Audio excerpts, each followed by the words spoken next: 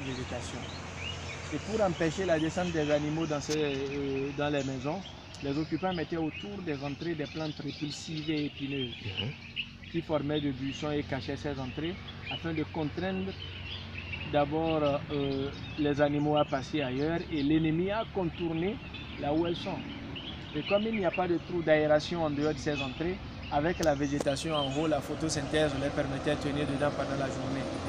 Et la nuit, ils doivent sortir pour avancer ou reculer et en même temps faire des provisions pour ceux qui sont sur place. Voilà un peu comment ils s'organisaient, mais vu de l'extérieur. Et si vous passez, les entrées sont à peine visibles. Il faut vraiment se rapprocher et s'effrayer un petit chemin avant de constater qu'il y a des orifices. Et c'est en cherchant à voir ce qu'il y a à l'intérieur qu'on constate que ce n'est pas un truc plus ou moins naturel. C'est-à-dire que c'est creusé effectivement par l'homme.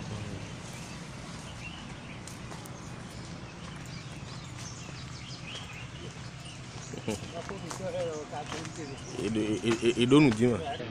C'est une maison souterraine qui a 3 compartiments, donc c'est le style de 3 chambres à coucher et un salon.